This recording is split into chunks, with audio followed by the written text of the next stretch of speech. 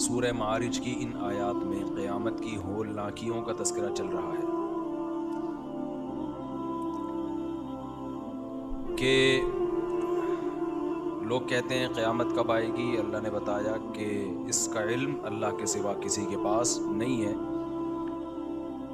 لیکن جب آئے گی تو اس انداز سے آئے گی جو انداز ان آیات میں اللہ نے بیان کیا ہے. یود المجرم لو یفتدی من عذاب یومئذ ببنیہ، مجرم چاہے گا کہ کاش میں اپنی جگہ اپنے بیٹے کو اس عذاب میں ڈلوا دوں اور میری جان چھوٹ جائے. حالانکہ باپ خود مشقت اٹھاتا ہے اور بیٹے کو مصیبت سے بچاتا ہے. اللہ نے باپ کی مثال دی ہے. سورہ بلد میں اللہ نے کیا فرمایا؟ وَوَالِدٍ وَمَا وَلَدَ لَقَدْ خَلَقْنَا الْإِنسَانَ فِي كَبَدٍ، باپ اور اولاد کی قسم کہ ہم نے انسان کو مشقت میں پیدا کیا ہے. یعنی باپ کی زندگی دیکھو جو اولاد کے لیے وہ ٹینشنیں اٹھاتا ہے. اس سے پتہ چلتا ہے کہ انسان خوشیوں اور آرام والی زندگی نہیں ہے انسان کی. تو اللہ نے باپ کی مثال دی ہے قرآن میں کہ جس کو یہ سمجھنا ہو نا کہ انسان کی زندگیوں میں کتنی مشکلات، تو باپ کی زندگی دیکھ لیا کرو. تو وہ باپ جو اپنی اولاد سے بے تحاشا محبت کرتا ہے، اللہ فرماتے ہیں وہ باپ یہ چاہے گا کہ میں اپنے بیٹے کو، بیٹے کا خاص ذکر کیا کہ عرب لوگ بیٹیوں کی نسبت بیٹوں کو زیادہ محبت دیا کرتے تھے، تو اس لیے اللہ نے الگ سے بیٹے کا تذکرہ کیا کہ انسان یہ چاہے گا کہ میری جگہ اس عذاب میں میرے بیٹے کو ڈال دیا جائے. یعنی اگر یہ بھی پاسبل ہوا کہ اللہ کہے ٹھیک ہے تو بچ جا، تیرا بیٹے کو آگ میں ڈال دیتا ہوں، تو انسان کہے گا وہ چلا جائے میں بچ جاؤں. تو آپ سوچیں کتنا سخت دن ہے اور کتنا ٹینشن والا دن انسانوں کے اوپر آنے والا ہے. لو یفتدی من عذاب یومئذ ببنیہ وصاحبتہ واخیہ، اگر اسے یہ آپشن دیا جائے کہ تو اپنی بیوی کو عذاب میں ڈال دے ہم تجھے بچا لیں گے، تو وہ اپنی بے گناہ بیوی کو کہے گا کہ اس کو ڈال دو عذاب میں. بیوی کی بھی اللہ نے مثال دی کیونکہ مرد کا اپنی زوجہ کے ساتھ بھی بہت گہرا رشتہ ہوتا ہے. تو لطیفے بنے ہوئے ہیں میاں بیوی کے، تنگ ہیں، وہ صرف لطیفوں کی حد تک ہیں، حقیقت میں تنگ کوئی بھی نہیں ہوتا. وہ لطیفے ہیں، بنائی بھی ہوتی ہے نا، میاں بیوی گھر جا رہی ہے تو بڑا خوشی سے ناچ رہا ہوتا ہے، وہ 2-4 دن ہی ناچتا ہے، اس کے بعد پھر یاد آتی ہے ہر ایک کو کہ یار واپس آ جائے، ٹینشن ہو رہی ہے. جو رشتہ اللہ نے بنایا ہی مرد کے لیے ہو تو مرد اس کے بغیر رہ سکتا ہے؟ رہ رہا ہے تو اس کا مطلب آدمی نہیں ہے، پھر وہ آدمی نہیں ہے پھر. اس لیے اللہ نے فرمایا، اور میں بار بار کہتا ہوں قرآن زوجہ کا جہاں تذکرہ کرتا ہے تو صاحبہ کہتا ہے. صاحبہ کسے کہتے ہیں؟ ساتھ رہنے والی. اب دیکھو قرآن کہتا ہے سورہ عبس میں بھی یوم یفر المرء من اخیہ، انسان اپنے بھائی سے دور بھاگے گا. تو اللہ نے بھائی کو بھائی کہا، رہتا تو بھائی کے ساتھ بھی ہے نا انسان. اور جب ماں کا ذکر آیا تو ماں کہا، وَأُمِّهِ وَأَبِيهِ ابا. بیوی کا ذکر آیا تو زوجہ کہنا چاہیے. عربی میں بیوی کے لیے کیا لفظ استعمال ہوتا ہے؟ زوجہ. لیکن اللہ نے فرمایا صاحبہ، اپنے ساتھ رہنے والی. تو اللہ نے بیوی کو جو لقب دیا ہے وہ کیا ہے؟ ساتھ رہنے والی. اس کا مطلب جب آپ کی شادی ہو گئی تو جہاں جاؤ گے بیگم پھلترو کی طرح آپ کے ساتھ اب چپک گئی ہے. یہ نیچرل نہیں ہے کہ 1-1 سال کے لیے انسان ملک سے باہر ہو یا کمانے جائے یا کسی بھی، چاہے وہ تبلیغ کے لیے بھی جائے، تو بیگم ہمیشہ کہاں ہونی چاہیے.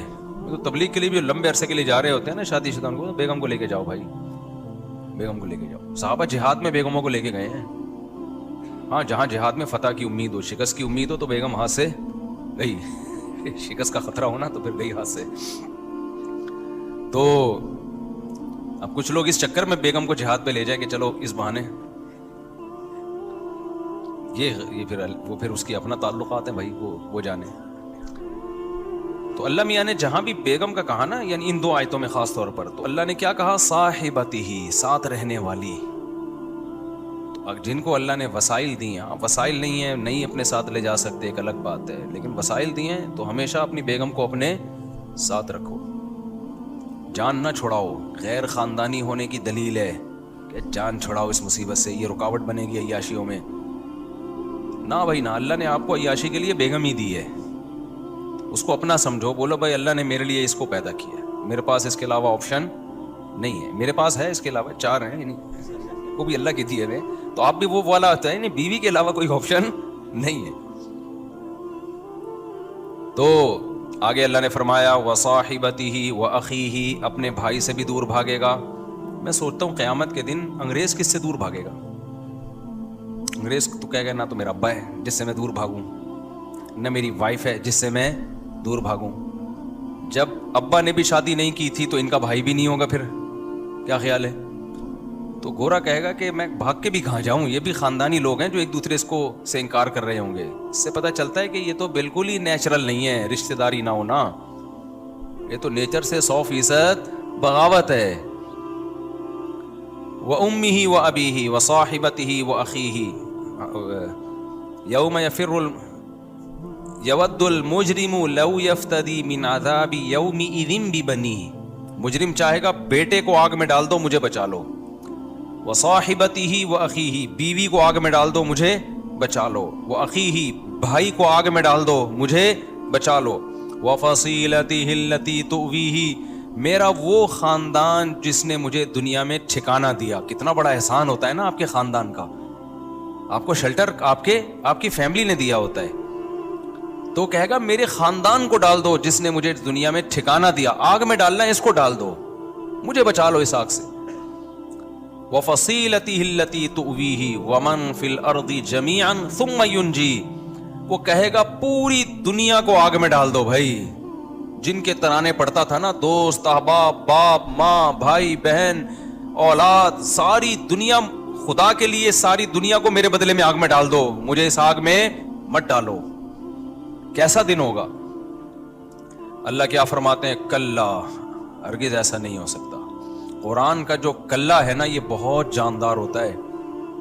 عربی میں ایک لفظ استعمال ہوتا ہے لا, جسے انگلش میں ہم کہتے ہیں نو.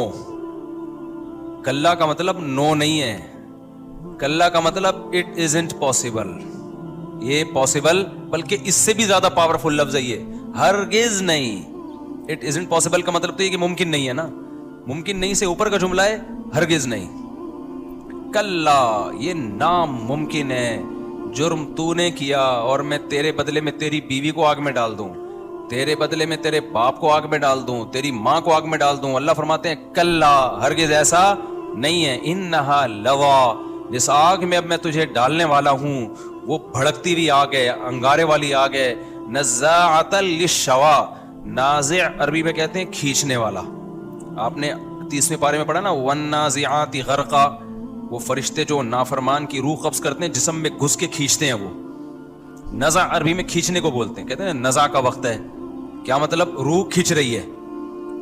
تو نزاع کہتے ہیں مبالغہ. انگلش میں ہوتا ہے نا ایک کمپیریٹیو ڈگری اور ایک سپرلیٹیو, تو عربی میں بھی اسی طرح استعمال ہوتا ہے. نزاعۃ للشوا, اللہ فرماتے ہیں کھال کو ادھیڑنے والی, ایسی آگ ہے جو تیری کھال کو ادھیڑ کر رکھ دے گی. نزاعۃ للشوا تدعو من ادبر وتولى, اللہ فرماتے ہیں یہ آگ ہر اس شخص کو دعوت دے گی جس نے اللہ کے حکام سے پیٹھ پھیری, اور جب اللہ کی آیتیں اس کو سنائی جاتی تھیں تو وہ اپنی پشت کو پھیر لیا کرتا تھا. آج آپ دیکھو آدمی ہر ایک کی بات سننے کے لیے تیار ہے. کوئی بھی بات کی جائے نا, صحت کے بارے میں بات کی جائے, کان لگا کے سنتے ہیں, یار کوئی صحت کا نیا نسخہ تو نہیں آیا. آپ نے دیکھا ہوگا یوٹیوب پہ, فیس بک پہ, بھائی ارننگ کے طریقے لوگ بتا رہے ہوتے ہیں نہیں, آئیے ہم آپ کو بتاتے ہیں, ایک ہفتے میں آپ اتنے لاکھ روپے کما سکتے ہیں. ایک دم انسان کہتا ہے بھائی یار دیکھیں یار, وہ تو اب لوگوں نے اس لیے سننا چھوڑ دی ہے کہ لوگوں نے کہا یار یہ خود نہیں کما رہا, ہم کا یہ اس طرح سے کما رہا ہے.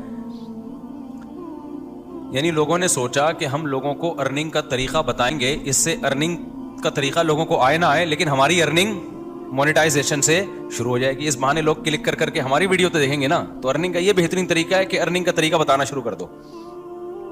لیکن جب اس میں بھی کمپٹیشن ہوا, زیادہ لوگ آ گئے, تو یہ طریقہ کیا ہو گیا, اب لوگ اتنے شوق سے نہیں دیکھ رہے ہوتے. 2-3 ٹاپک ایسے ہیں جو بہت زیادہ چلتے ہیں, وائرل ہوتے ہیں. ایک, آپ لوگوں کو ارننگ کا طریقہ بتا دو, دے تنادن. دوسرا, آپ لوگوں کو ڈپریشن سے بچنے کا طریقہ بتاؤ, دے دا نادن, دبا کے چلتا ہے. تیسرا, آپ میڈیکل سائنس کی باتیں بتاؤ. یہ تیسرے نمبر پہ زیادہ چلتی ہیں. یہ بھی قوم کی حماقت دیکھو آپ. جو چیز سب سے زیادہ چلنی چاہیے تھی وہ سب سے ویورز ڈاکٹروں کے چینل پہ بہت کم دیکھے ہیں میں نے, کیونکہ تمیز کی بات کر رہے ہوتے ہیں, آپ کو بتا رہے ہوتے ہیں. لوگ کہتے ہیں پیسہ آئے بھلے توند نکلی بھی ہو. لوگ کہتے ہیں دولت آئے بھلے شوگر کے مریض بن کے مر جائیں ہم. لوگ کہتے ہیں کہ بھائی ڈپریشن ختم ہو بھلے کولیسٹرول لیول بڑھ جائے اور ہارٹ اٹیک سے مر جائیں. یہ قوم کی مینٹل لیول کی بات کر رہا ہوں میں. یہی ہوتا ہے نا, دماغ ادھر ہی ہوتا ہے نا, اشارہ سے غلط تو نہیں کر رہا نا میں. تو سب سے زیادہ چلتا ہے پیسہ کمانے کا طریقہ, کیسے غور سے سنیں گے. دوسرے نمبر پر چلتا ہے ڈپریشن سے بچنے کا طریقہ. آج کل جو موٹیویشنل اسپیکرز دنیا میں آ رہے ہیں, زیادہ تر آپ کو کیا بتا رہے ہیں, ٹینشن سے نکالنے کے طریقے. اور تیسرے نمبر پہ چلتی ہے میڈیکل سائنس کی باتیں. سب سے کم چلتی ہے مذہب کی بات, سب سے کم چلتی ہے. آپ کہہ سکتے ہو مفتی صاحب آپ کے چینل پہ تو اتنے ویوز آ رہے ہوتے ہیں, 1-2-3 گھنٹے کا بیان لوگ بیٹھ کے سن رہے ہوتے ہیں. بھائی کمپیئر کرو نا اگر دوسری چیزوں سے, تو پھر وہ بہت کم ہے. اور وہ اس لیے بھی زیادہ ہے کہ اندھوں میں کانا راجا. بڑے بڑے علماء یوٹیوب پہ ہیں ہی نہیں, وہ تو بےچارے مدرسوں میں پڑھائی میں ہی لگے ہوئے ہیں. وہ تو ہم تو آ گئے تو اس لیے پھیل گئے ہم, ورنہ تو ہم سے بڑے بڑے اتنے بڑے بڑے اللہ میں پڑے ہوئے ہیں جن کے پاس علم اتنا اور تقوی اللہیت, وہ سوشل میڈیا پہ ہے ہی نہیں. تو جب ہے ہی نہیں تو پھر جو ہوگا وہی وائرل ہوگا نا. نہیں آئی میرا خیال ہے بات سمجھ میں. تو اللہ رسول کی بات سننے کے لیے بہت کم ٹائم ہے, بہت کم ٹائم ہے. اس لیے اللہ نے فرمایا تدعو, یہ جہنم کی آگ ہر ایک کو دعوت دے گی. کس شخص کو؟ ہم کہتے ہیں نا بھائی یہ کارڈ لے کے جاؤ, اس کیٹیگری کے لوگوں کو ولیمے کی دعوت میں لے آؤ. تو اللہ میاں نے نہیں جہنم کی آگ کو ایک کارڈ دیا ہوا ہے کہ تجھے انوائٹ کرنا ہے. کس کس کو انوائٹ کرنا ہے؟ جو بھی اللہ کی دعوت سے منہ موڑے گا اس کے پاس اللہ کی بات سننے کا ٹائم نہیں ہوگا. علم حاصل کرنے کا, جو اللہ کا علم ہے وہ حاصل کرنے کا ٹائم نہیں ہوگا. اسے جب نصیحت کی جائے گی سر ہی نہیں اٹھائے گا. اس کو صحت کی بات کریں گے ایک دم سنے گا غور سے. اس سے آپ ڈپریشن دور کرنے کی بات کریں گے ایک دم غور سے سنے گا. اس سے آپ بات کریں گے پیسہ کمانے کا طریقہ بتائیں گے ایک دم چینل پہ آئے گا. ارے بھائی کیا بتا رہے ہیں بھائی, دیکھیں تو صحیح. ہر چیز کے لیے ٹائم ہے, مگر جس خالق نے بنایا, جس نے پیدا کیا, وہ بار بار کہہ رہے میں نے پیدا کیا, اپنے لیے پیدا کیا. تم مجھے بھول گئے, آپس میں ہی تم ایک دوسرے کو سپورٹ کرنے میں لگ گئے. اس کا سب سے بڑا نقصان پتہ ہے کیا ہوگا؟ دیکھو سب سے بڑی ضرورت انسان کی ہے ڈپریشن دور کرنا. پیسہ بھی کیوں کمانا چاہتا ہے؟ خوشیاں ملے نا اس کو. صحت بھی کیوں کمانا چاہتا ہے؟ بولو نا, تکلیفوں سے بچے. تو اصل تو سب سے بڑا مسئلہ اسٹریس ہے نا, ڈپریشن ہے. اور کمال کی بات آپ کو بتاؤں, میں نے مدرسوں میں کتنا ٹائم گزارا, علماء صلحاء کے ساتھ کتنا ٹائم گزارا. جب میں مدرسے سے باہر آیا ہوں, عوام میں گھلا ملا ہوں, تو مجھے پتا چلا یہ بھی کوئی ٹاپک ہے. نہیں آئی میرے خیال بات سن, یہ بھی ایک ٹاپک ہے جس پہ باتیں ہوتی ہیں. حالانکہ مجھے یہ پتا تھا میڈیکل سائنس بھی ایک ٹاپک ہے, پیسہ کیسے کمایا جاتا ہے یہ بھی ایک ٹاپک ہے. آپ کو کن کن شعبوں میں جانا چاہیے, کون کون سے یونیورسٹیوں میں شعبے ہیں, کہاں کہاں آپ اپنے آپ کو کھپا سکتے ہیں, یہ بہت بڑا ٹاپک ہے. ہم جب انٹر کر رہے تھے تو یہ ٹاپک تھا. یہ لیکن جب ہم مدرسے میں 8 سال گزارے ہم نے, اس کے بعد دور حدیث, تخصص, پھر علماء کے ساتھ رہے, پھر تبلیغ والوں کے ساتھ اٹھنا بیٹھنا, بزرگوں کے ساتھ اٹھنا بیٹھنا, وہاں ڈپریشن ٹاپک ہی نہیں تھا. یہ تو اب جا کے سوشل میڈیا اتنا عام ہو گیا, تو میں دیکھ رہا ہوں ہر دوسرا کلپ آ رہا ہوتا ہے, کوئی موٹیویشن اسپیکر ہوتا ہے, اسٹریس سے ایسے نکلتے ہیں, ڈپریشن سے ایسے نکلتے ہیں. میں کہہ رہا ہوں کیوں ڈپریشن سے نکال رہے ہو, کیوں اسٹریس سے نکال رہے ہو لوگوں کو, کیا مسئلہ کیا ہو گیا ان کے ساتھ. تو خیال آیا کہ یار میں اس پہ بات ضرور کروں گا کہ دیندار آدمی کا ٹاپک ڈپریشن ہوتا ہی نہیں ہے. یہ ہے ہی ان لوگوں کے ساتھ جو مذہب کو فالو نہیں کر رہے, یہ ان کے مسائل ہیں. یہی بات میرا خیال ہے. جیسے بچوں کی تربیت کیسے کرنی ہے, یہ انگریز کا ٹاپک ہے.